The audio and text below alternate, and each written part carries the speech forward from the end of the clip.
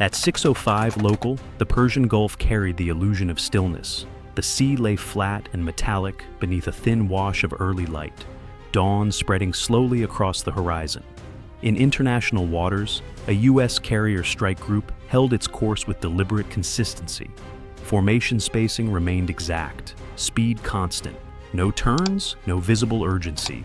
Just the steady cadence of a force that had operated in these waters long enough to make presence look routine. Then, the radar picture shifted. 6 airborne tracks, launched from the Iranian coastline roughly 90 minutes prior, had been monitored by ISR assets before their landing gear fully retracted. Now they were descending through 18,000 feet. Accelerating westbound, no transponder signals, no calls on emergency frequencies, no diplomatic advisories transmitted through established intermediaries. Just 6 military aircraft closing on an American formation. Inside the carrier's Combat Information Center, the first spy radar return resolved at 61 nautical miles, bearing 082 degrees true. Within moments, the entire strike group shared the same tactical image. Data cascaded across cooperative engagement capability links. The cruiser's Aegis suite transitioned to full track. 2 Arleigh Burke-class destroyers refined their phased array focus without adjusting station. The E-2 Hawkeye overhead shifted its radar cone to concentrate on the inbound formation. No raised voices, no alarms, only verification. 6 contacts, high velocity, descending. The American ships did not alter heading. That restraint was deliberate. A carrier strike group is engineered to project stability under pressure. At the formation's core, the nuclear-powered carrier displaced over 100,000 tons. Steel, fuel, and layered defensive doctrine. Twin reactors sustained a continuous power grid, feeding radars, sensors, weapons, and networks calibrated for constrained, politically sensitive waterways like the Gulf. On the Iranian side, the logic was straightforward. For months, U.S. naval patrols had operated near contested maritime boundaries. Iranian media had amplified themes of sovereignty and deterrence. A close aerial approach, recorded, edited, broadcast, could shape perception, demonstrate boldness, suggest vulnerability, reinforce domestic narratives. But such maneuvers depend on hesitation from the other side. At 6:06, the 6 Iranian jets divided into 2 elements, maintaining disciplined separation. Altitude decreased through 15,000 feet. Combined closure rate approached 900 knots. Their vector indicated purposeful intercept geometry, not a routine transit. The American response remained clinical.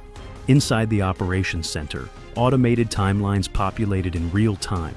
Projected weapons release window, 11 minutes. Fighter intercept solution, under 4. Radar emissions cataloged. Electronic signatures logged. Identification matrices refreshed. There was no urgency in tone, only execution. Launch the alert section.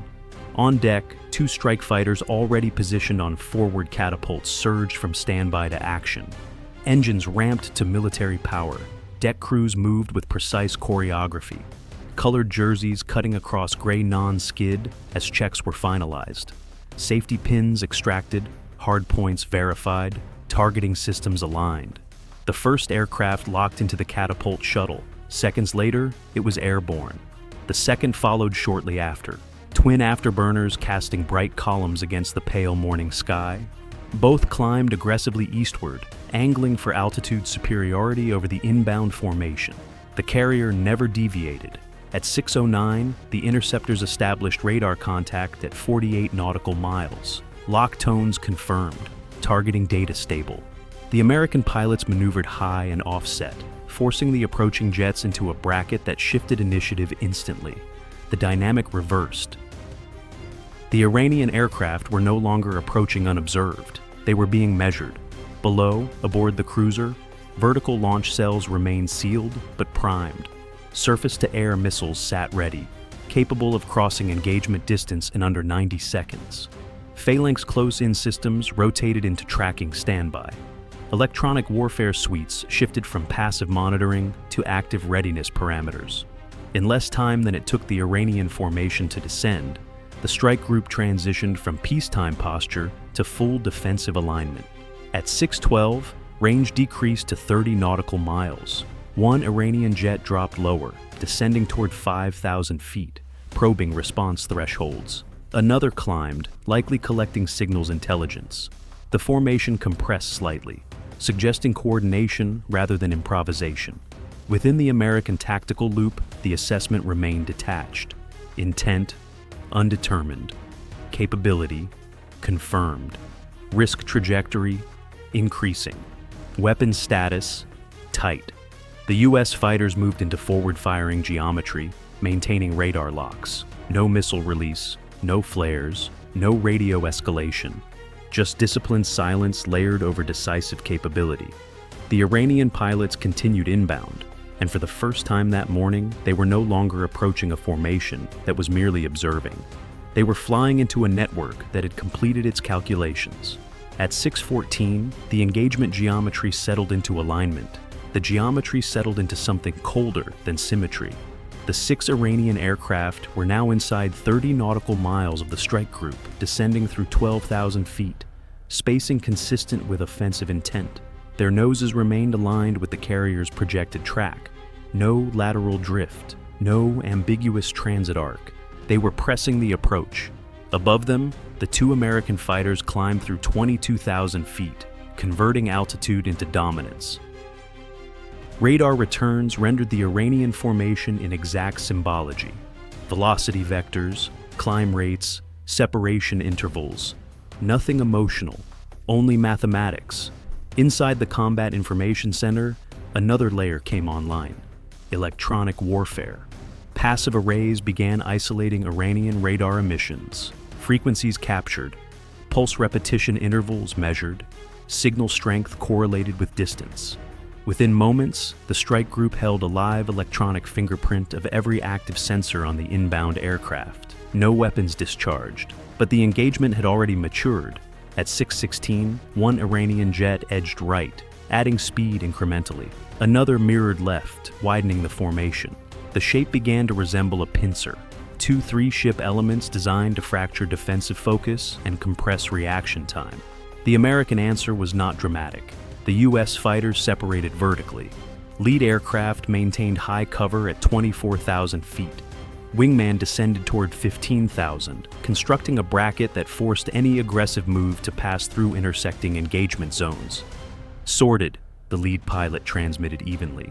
Each fighter now carried assigned targets. Radar locks stable, missiles selected, authorization pending. Below, the cruiser's Aegis system transitioned from tracking to engagement-ready posture. Fire control solutions populated for all 6 contacts. If commanded, interceptors could leave vertical launch cells in seconds. No command was issued. At 6:18, the range compressed to 20 nautical miles. Symbolism ended there. This was tactical proximity. The Iranian formation descended again, 9,000 feet. Speed steady. Their vector placed them within theoretical anti-ship engagement parameters within minutes, assuming strike configuration.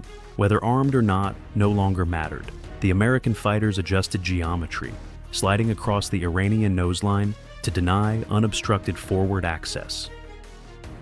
The message required no translation. Further descent would alter the equation. One Iranian jet broke downward abruptly, diving toward 3,000 feet. Accelerating low over the Gulf's surface. Water rippled beneath its exhaust. It was a calculated provocation. Aboard the carrier, Phalanx close-in systems transitioned automatically from standby to active tracking. Green indicators illuminated across the board. Each 20mm Gatling gun computed lead angles and closure speeds without pause or emotion. At 6:20, the low-flying aircraft lifted slightly, but did not disengage. Bandits holding attack vector. No communications, the American lead pilot reported. Rules of engagement remained defensive. Weapons tight unless hostile criteria were met. Criteria were approaching visibility. At 6:21, the Iranian formation compressed once more, reducing vertical separation. The pincer narrowed. They pressed inside 15 nautical miles, close enough to resolve deck structures visually. That was deliberate. Within the strike group, posture shifted. Not visibly, but procedurally. Missile batteries transitioned to final ready. Electronic countermeasures advanced from passive collection to pre-jam readiness. Engagement envelopes overlapped tightly. The American fighters rolled inward slightly, forcing the Iranian aircraft toward a choice: climb into missile space or descend into layered shipboard defenses. At 6:22, one Iranian jet pitched nose down toward the carrier's starboard quarter. Altitude dropped through 2,500 feet. Closure rate increased. Inside the Combat Information Center, one word moved through the chain of command: criteria. The American lead pilot achieved tone. Missile seeker locked. In the Iranian cockpits, radar warning receivers would have begun screaming, the unmistakable signal of fire control illumination. The balance had inverted fully. The Americans still had not fired, but every Iranian pilot now understood the margin had evaporated. The next move would not be symbolic. At 6:23, the diving aircraft leveled at approximately 1,200 feet and banked sharply away from the carrier's hull. The pincer shattered. Two jets climbed aggressively. Another rolled inverted before entering a defensive turn. The attack geometry dissolved almost instantly. No missile launched, no vertical launch cell opened. The American response remained exactly as it had been from the first radar return: cold, disciplined, immobile. The carrier held its heading, speed unchanged. But the 6 Iranian warplanes were no longer descending toward an uncertain reaction. They were maneuvering inside a lethal envelope that had just demonstrated something more powerful than fire: restraint backed by certainty. Home. At 7:02 local time, the 6 Iranian warplanes increased throttle in near unison. Exhaust plumes brightened briefly against the thinning orange horizon, then steadied as they committed to an eastbound vector. No more lateral probes, no altitude feints, no compression into attack geometry. The drift had become withdrawal. Above and behind them, the 4 American fighters adjusted smoothly, holding standoff distance. They did not chase. They did not close for intimidation. They remained positioned where any sudden reversal would be met instantly. Tracking never broke. At 7:05, the range widened past 35 nautical miles. Radar locks transitioned from hard engagement parameters to controlled shadowing. Targeting solutions remained valid, but missile selection indicators dimmed back to standby. Inside the carrier's Combat Information Center, the atmosphere did not relax. It recalibrated. Contacts extending, eastbound, climbing through Angels 2-0. The phrase carried weight. It confirmed what everyone could see on the screens. Aggressive posture had ended, but doctrine demanded patience. For the next 6 minutes, no one declared the event complete. No system powered down prematurely. Surface-to-air batteries remained armed. Electronic support measures continued logging emissions. The E-2 Hawkeye overhead widened its orbit to ensure no secondary wave rose from the coastline. Because in contested airspace, retreat can mask reinforcement. At 7:11, the Iranian formation crossed 45 nautical miles from the strike group. Altitude stabilized at 22,000 feet. Speed increased incrementally, but remained below full afterburner thresholds. They were leaving. The American fighters held position at calculated offset angles, ensuring that any attempt to pivot back toward the carrier would require turning directly into radar and missile envelopes. The geometry had inverted. Minutes earlier, 6 warplanes had descended on a U.S. carrier strike group, believing they controlled tempo. Now they were navigating exit corridors defined entirely by American positioning. At 7:18, satellite feeds confirmed no additional Iranian launches from coastal air bases. Runways remained active but quiet. Support aircraft stayed grounded. The escalation window narrowed. Recommend transition to shadow posture, the tactical action officer advised. Approved. Missile batteries aboard the cruiser and destroyers shifted from engagement ready to armed standby. Phalanx systems powered down from active track to surveillance mode. Electronic warfare suites returned to passive monitoring. Nothing dramatic changed, but lethal immediacy receded by degrees. At 7:24, the Iranian aircraft crossed 50 nautical miles and entered protective coverage of their own coastal radar network. American fighters eased slightly westward, preserving safe separation while maintaining sensor contact. No one celebrated, because nothing had been won in the traditional sense. No aircraft destroyed, no missile launched, no debris scattered across the Gulf. What had occurred was colder. At 7:31, Iranian jets crossed back into recognized national airspace. Their formation tightened into disciplined spacing, consistent with transit rather than maneuver. The American lead pilot transmitted calmly, "Mother, bandits exiting. No further hostile criteria observed. Copy, maintain track until coast confirmed." 2 minutes later, the confirmation arrived. "Contacts feet dry." The engagement was over. The carrier strike group never altered course. Not 1 degree of heading change. Not 1 knot of speed adjustment. 100,000 tons of nuclear-powered deterrence continued along its planned track through international waters. Exactly as it had before, 6 descending warplanes attempted to test its perimeter. On the Iranian side, pilots would land to debrief under controlled language. The narrative would likely describe routine patrol, miscommunication, mechanical ambiguity. But inside cockpits, memory would remain precise. Radar warning receivers screaming continuously. Altitude advantage lost before it could be exploited. 4 American fighters appearing overhead in layered brackets. A carrier that never flinched. In Washington and Tehran alike, analysts would review the data. Time to intercept, under 4 minutes. Full defensive posture achieved in less than 3.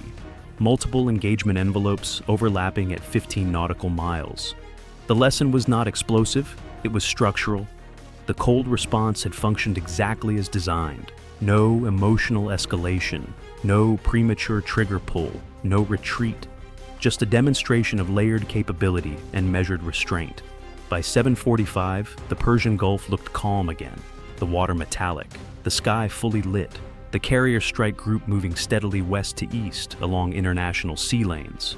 To any satellite passing overhead, it appeared uneventful. But within the logs, the timestamps told a different story. At 6:03, 6 warplanes descended. At 6:23, the envelope closed. At 7:02, the withdrawal began. No headlines would capture the physics of that margin, the milliseconds between restraint and release, the geometry of intercept arcs, the quiet authority of systems calibrated to act without hesitation when criteria are met. Modern confrontation in contested waters no longer requires open combat to deliver a message. It requires precision, it requires discipline, and it requires the ability to let an opponent approach just far enough to understand what would happen next, without ever having to demonstrate it. The carrier continued forward. The Gulf remained silent, but every pilot in the sky that morning understood something irrevocable. In those waters, dominance did not shout. It calculated. This time, the heading was unmistakable. Home. The American fighters did not pursue beyond established intercept boundaries. They held their shadow position just long enough to confirm the vector was sustained and not a feint. At 7:08, Iranian radar returns began thinning as the formation approached the protective umbrella of its own coastal air defenses. Signal strength fluctuated, then stabilized within Iranian-controlled coverage. Inside the carrier's Combat Information Center, red threat symbology faded to amber track markers. Engagement timelines cleared from primary displays, archived into review buffers. The immediate crisis window was closing. But one fact remained untouched by range. For nearly 40 minutes, 6 Iranian warplanes had descended on a U.S. carrier strike group, expecting to compress reaction time, test thresholds, and manufacture leverage. Instead, they met something colder, a defense architecture that did not posture, did not overreact, did not hesitate. It absorbed pressure and returned it geometrically. The carrier had never altered course, not 1 degree, not 1 knot. And that continuity was the final signal. The cold response was never about retaliation. It was about inevitability. Every pilot who banked east that morning understood how narrow the margin had been between maneuver and irreversible consequence. By 7:15, the Persian Gulf appeared unchanged. The water resumed its metallic calm. Commercial tankers advanced through designated shipping corridors. Civil aviation routes overhead continued uninterrupted. To an observer without access to tactical displays, the morning had been uneventful. But inside the strike group, nothing was casual. Every second of the prior engagement was already being dissected. Data moved first. SPY radar tracks were archived. Infrared returns from airborne sensors were cataloged. Electronic emissions from the Iranian aircraft were broken down by frequency, modulation, and pulse repetition intervals. Cockpit voice recordings and command channel transmissions were synchronized against weapon status logs down to tenths of a second. Modern deterrence is measured as much in information as in firepower. At 7:22, the 4 American fighters began recovery cycles. One by one, they descended in controlled arcs toward the carrier. Arresting cables snapped taut as tailhooks caught with violent precision. Engines throttled down, canopies opened. There were no cheers, only checklists. Inside the Combat Information Center, posture shifted from engagement to assessment. Missile systems were safed but not powered down. Electronic warfare suites remained in passive monitoring mode. Surface-to-air batteries held ready status until Iranian aircraft were confirmed on deck. At 7:31, overhead reconnaissance confirmed landing activity at a coastal Iranian airbase. Thermal signatures aligned with 6 aircraft returning in sequence. All had landed. That mattered. Avoided escalation carries strategic weight equal to decisive action.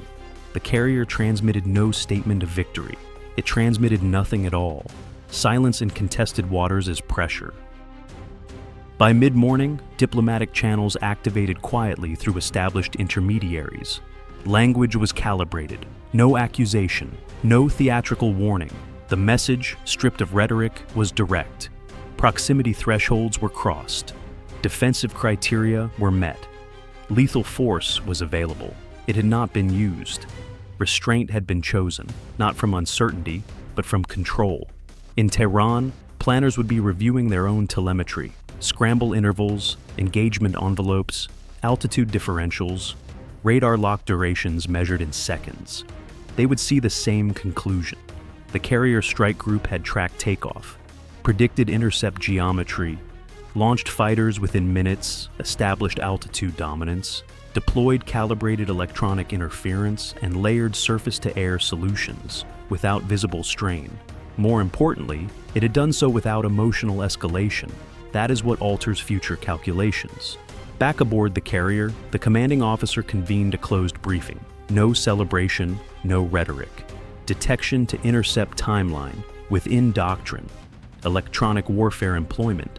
Effective without triggering escalation threshold. Rules of engagement, executed precisely as written, no deviation. By early afternoon, routine operations resumed. Flight deck drills continued. Logistics transfers proceeded. Course and speed remained unchanged. The strike group did not shift south. It did not widen standoff distance. It did not signal retreat. Presence remained constant. That continuity carried strategic weight beyond any missile exchange. By evening, international outlets referenced close aerial interactions over the Gulf. Statements emphasized professionalism and restraint. Analysts debated interpretation. But within military planning rooms across the region, quieter conclusions formed. Observers in Gulf capitals logged response speed between detection and airborne intercept. Electronic signatures were studied for pattern recognition. NATO liaison officers annotated engagement timelines for contingency modeling. Adversaries took notes as well, because the engagement revealed something fundamental. Modern confrontation in contested airspace is not defined by dramatic exchange. It is defined by compression. Seconds between detection and decision. Milliseconds between warning tone and authorization. The psychological space between posture and commitment. That morning, 6 Iranian warplanes descended, believing audacity could test resolve without consequence. What followed was not spectacle. It was architecture. A defensive system so integrated that aggression never matured into attack. By sunset, the carrier strike group continued its scheduled patrol. Aircraft refueled, watches rotated, reactor output steady, formation intact. Nothing visible had changed. But inside cockpits that turned east at 7:02, a permanent reference point had been established. They had seen how quickly the ladder could be climbed. They had felt how close they had come to triggering it. In the Persian Gulf, distance is measured in minutes and miscalculation in lives. Memory becomes doctrine. The cold response was never meant to humiliate. It was meant to define boundaries.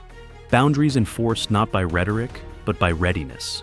The next time warplanes descend toward steel in contested waters, planners on both sides will remember the morning when restraint held, not because escalation was impossible, but because precision made it unnecessary.